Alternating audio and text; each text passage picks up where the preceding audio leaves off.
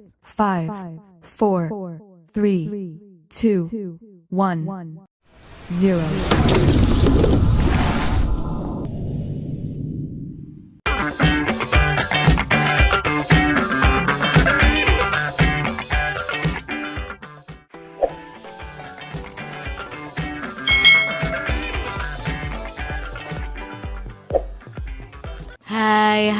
Hai. Selamat datang di channel YouTube Kak Citra. Apa kabarnya adik-adik semuanya? Kak Citra berharap kalian dalam keadaan yang baik dan sehat ya. Hari ini kita akan belajar bersama-sama untuk mata pelajaran tematik kelas 3. Kita belajar di tema 3, benda di sekitarku, subtema 1, aneka benda di sekitarku, pembelajaran yang ketiga. Mari adik-adik kita belajar dengan penuh semangat. Kertas di sekitar kita. Banyak benda yang terbuat dari kertas, seperti buku tulis yang biasa digunakan. Contoh lainnya ada tisu, kardus, dan koran juga terbuat dari kertas. Kayu adalah bahan dasar untuk membuat kertas. Pembuatan kertas dilakukan secara bertahap di pabrik. Kayu-kayu besar adik-adik dipotong hingga sebesar korek api. Setelah itu, kayu dipanaskan hingga menjadi bahan yang lunak seperti bubur. Bubur inilah yang disebut bubur kertas atau pulp. Nah, ini adalah gambarnya adik-adik. Jadi awalnya kayu itu dipotong menjadi kecil-kecil adik-adik, lalu dipanaskan hingga menjadi seperti bubur ini. Nah, bubur kertas ini disebut dengan pulp. Proses selanjutnya, pulp diberi warna dan disaring hingga kandungan airnya habis. Pulp yang sudah kering meninggalkan ampas berupa serat selulosa yang saling terkait. Kemudian serat selulosa ini digiling hingga pipih menjadi seukuran kertas yang diinginkan. Cobalah adik-adik menulis di atas kaca. Apakah hasil tulisanmu di atas kaca seperti di kertas? Kertas itu memiliki sifat dapat menyerap air adik-adik. Kertas dapat menyerap tinta atau tinta di pulpen kita ya adik-adik ya, itu dengan baik. Dengan demikian, semua yang kamu tulis di kertas dapat dibaca dengan jelas.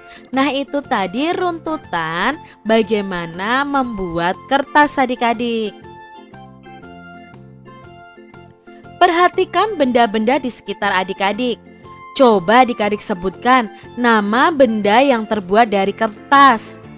Ya, contohnya ya di sini ada buku, tisu, layang-layang, kardus, pesawat kertas, undangan, nota belanja, gambar presiden, dan lain sebagainya itu terbuat dari kertas. Sebuah fakta menunjukkan adik-adik, kalau kita menghemat 1 ton kertas, 1 ton itu ada berapa kilo adik-adik? 1 ton itu ada 1000 kilogram. Berarti kita sudah menghemat 13 batang pohon besar. Wah, fakta yang luar biasa ya. Apa yang bisa kita lakukan untuk menghemat kertas ya adik-adik? Karena apa? Penggunaan kertas itu semakin banyak, maka akan semakin banyak juga batang pohon yang akan ditebang adik-adik. Maka kita harus menghemat penggunaan kertas. Nah, coba adik-adik, di sini ada Udin, Beni, Siti dan teman-temannya mengutarakan pendapat mereka. Setiap tahun ajaran baru, aku meminta ibu membeli buku tulis baru. Sekarang aku akan menggunakan buku lama. Buku lama yang halamannya belum terpakai. Jika ingin terlihat seperti baru, ganti saja sampulnya. Lalu di sini Siti juga mengungkapkan bagaimana cara menghemat kertas. Kalau aku akan memanfaatkan kertas yang masih dapat digunakan. Misalnya menggunakan kertas di dua sisinya. Dengan demikian tidak menghabiskan kertas yang banyak. Saya sendiri tidak dapat menghemat kertas sebanyak 1 ton. Akan tetapi, bila setiap orang melakukan penghematan, pasti berton-ton kertas dapat dihemat. Asik bukan?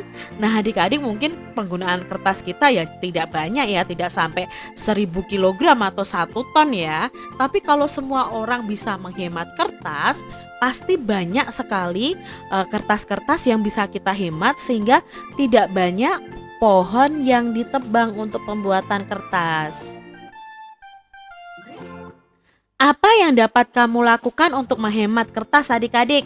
Nah, di sini Kak Citra sebutkan beberapa cara untuk menghemat kertas. Yang pertama, jangan membuang-buang kertas ya adik-adik ya.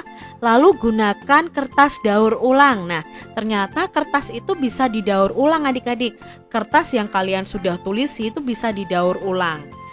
Lalu menggunakan kertas seperlunya saja, tidak untuk mainan, tidak disobek-sobek seperti itu adik-adik. Itu malah buang-buang kertas. Menggunakan kertas dua sisi, jadi bolak-balik digunakan semua. Memakai kertas yang masih bisa digunakan. Itu tadi cara menghemat penggunaan kertas. Kamu telah membaca wacana di atas, wacana tentang kertas di sekitar kita. Carilah arti kata berikut dengan tepat dan kamu dapat bertanya kepada gurumu atau kamu bisa mencari tahu di Kamus Bahasa Indonesia. Nah, Kamus Bahasa Indonesia ini atau Kamus Besar Bahasa Indonesia itu isinya adalah kata-kata beserta artinya adik-adik. Nah, kalian kalau tidak punya bukunya, kalian bisa loh mengaksesnya melalui handphone kalian. Kalian buka di kbbi.kemdikbud.go.id atau id. Jadi kbbi.kemdikbud.go.id atau kbbi.kemdikbud.go.id. Nah, di situ nanti akan muncul Kamus Besar Bahasa Indonesia. Kalian bisa mencari tahu arti dari setiap kata. Nah, di sini Kak Citra contohkan. Kak Citra mencari tahu kata selulosa. Apa sih arti kata selulosa? Nah, di sini nanti kita isi ya. Kalian bisa buka lewat handphone atau lewat laptop kalian atau komputer. Ketik saja selulosa, lalu kalian cari. Nah, muncul di sini selulosa itu artinya adalah polisakarida yang dihasilkan oleh sitoplasma sel tanaman yang membentuk dinding sel. Ini adalah arti kata selulosa.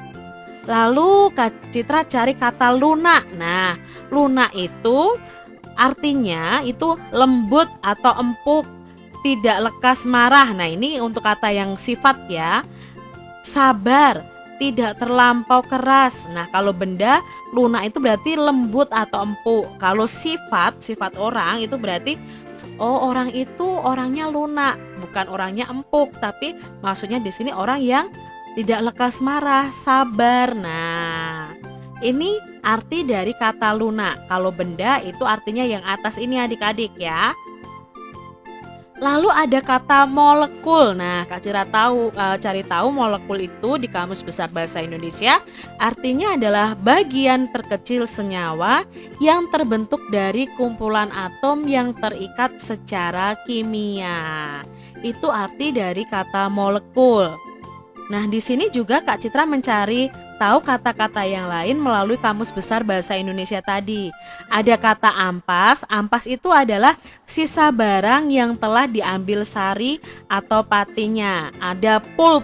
Nah, pulp itu adalah campuran bahan selulosa seperti kayu, kertas, kain bekas yang dilumatkan dan dimasukkan ke dalam air untuk membuat kertas. Nah, Pulp sendiri juga artinya adalah bubur kertas. Lalu ada kata pipih. Pipih itu artinya tipis rata.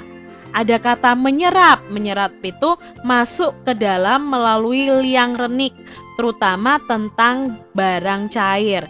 Nah, menyerap itu bisa artinya meresap atau merembes. Kardus. Kardus itu artinya karton adik-adik. Serat itu artinya sel atau jaringan serupa benang atau pita panjang, berasal dari hewan dan tumbuhan. Lalu ada kata menggiling. Menggiling itu artinya melumatkan atau memipihkan sesuatu dengan anak batu giling atau dengan gilingan adik-adik. Nah, itu tadi arti kata yang ada dalam bacaan. Kertas dapat digunakan untuk menulis adik-adik. Lalu apakah kertas juga dapat digunakan untuk bermain alat musik? Tentunya tidak bisa adik-adik. Mengapa? Karena alat musik sebagian besar itu terbuat dari kayu, berpadu dengan kulit hewan. Contohnya adalah gendang. Lalu cara memainkan gendang ini dengan dipukul. Kamu dapat bernyanyi diiringi gendang atau dengan bertepuk tangan. Bahan dasar kertas adalah kayu. Nah, kayu itu berasal dari pohon. Perhatikan gambar pohon di bawah ini yang digunakan sebagai bahan dasar kertas. Perhatikan ya adik-adik, di sini ada pohon pinus, pohon akasia, dan pohon jati. Pohon manakah yang paling tinggi adik-adik? Ya, pohon jati ya menurut gambar ini. Bagaimana caramu mengukur tinggi suatu pohon? Nah, adik-adik, mengukur tinggi suatu pohon bisa menggunakan alat ukur. Nah, kita sudah belajar sebelumnya tentang alat ukur. Tinggi badanmu pasti berbeda juga dengan temanmu. Apakah semua panjang atau tinggi benda dapat diukur dengan alat ukur yang sama? Tentunya adik-adik, tidak semua benda bisa diukur dengan alat ukur yang sama. Nah, kita akan belajar bersama-sama. Alat ukur panjang benda itu bermacam-macam. Adik-adik sudah mengenal beragam alat ukur pada pembelajaran sebelumnya. Ada meteran roll, ada meteran saku, lalu ada meteran pita. Sebutkan satuan panjang yang adik-adik ketahui. Nah, pada pembelajaran sebelumnya kita juga sudah belajar satuan panjang ya. Ada kilometer, hektometer, dekameter, meter, desimeter, sentimeter, dan milimeter.